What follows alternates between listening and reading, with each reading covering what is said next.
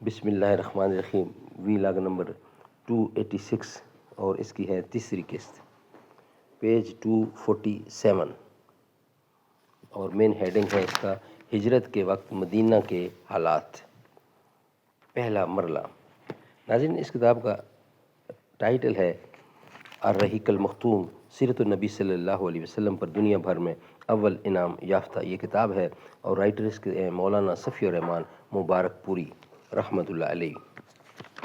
رابطہ عالم اسلامی مکہ مکرمہ کے زیر اہتمام منعقدہ سیرت نگاری کے عالمی مقابلہ میں اول آنے والی عربی کتاب کا اردو ترجمہ الرحیق المختوم۔ بسم اللہ الرحمن الرحیم۔ یہ لوگ سرے بمہر شراب پلائے جائیں گے۔ بسم اللہ الرحمن الرحیم۔ وَإِن تُطِیعُوهُ تَہْتَدُوا، اور اگر اس کی فرما برداری کرو گے تو راہ پاؤگے۔ اسباب غم عشق بہم کرتے رہیں گے، ویرانی دوراں پہ کرم کرتے رہیں گے۔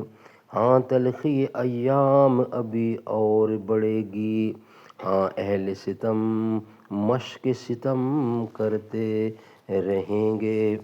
مسلمانوں کی جماعت میں دو طرح کے لوگ تھے، ایک وہ جو خود اپنی زمین، اپنے مکان اور اپنے اموال کے اندر رہ رہے تھے، اور اس بارے میں ان کو اس سے زیادہ فکر نہ تھی جتنی کسی آدمی کو اپنے اہل و عیال میں امن و سکون کے ساتھ رہتے ہوئے کرنی پڑتی ہے۔ یہ انصار کا گروہ تھا، اور ان میں پشتہ پشت سے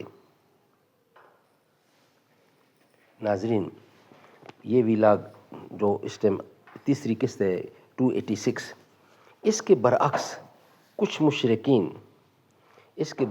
مشرکین ایسے تھے جو اپنے سینے میں رسول اللہ اور مسلمانوں کے خلاف سخت کینہ و عداوت چھپائے ہوئے تھے، لیکن انہیں مد مقابلہ آنے کی جرأت نہ تھی، بلکہ حالات کے پیش نظر آپ سے محبت و خلوص کے اظہار پر مجبور تھے۔ ان میں سر فہرست عبداللہ بن ابی ابن سلول تھا۔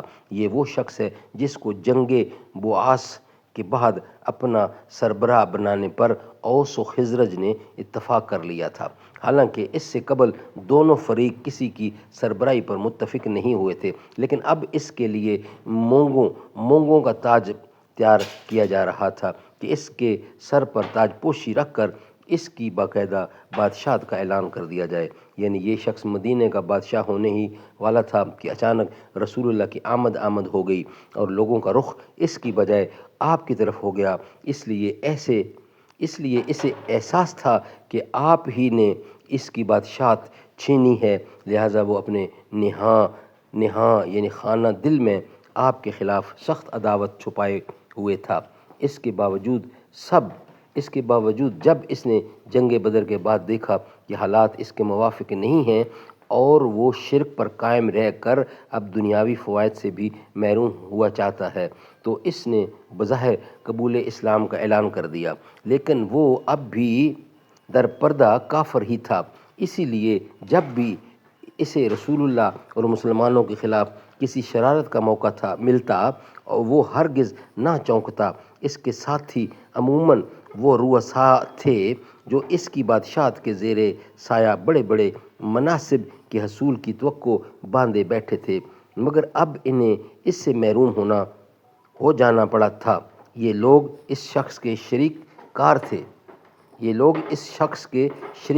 تھے اور اس کے منصوبوں کی تکمیل میں اس کی مدد کرتے تھے، اور اس مقصد کے لیے بسا اوقات نوجوانوں اور سادہ لوگ مسلمانوں کو بھی اپنی چابک دستی سے اپنا اعلی کار بنا لیتے تھے۔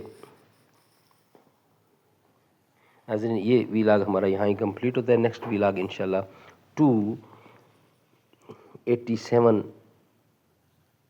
اور چوتھی اس کی قسط ہوگی، وہ انشاءاللہ نیکسٹ اس کے بعد پیش کریں گے۔ السلام علیکم۔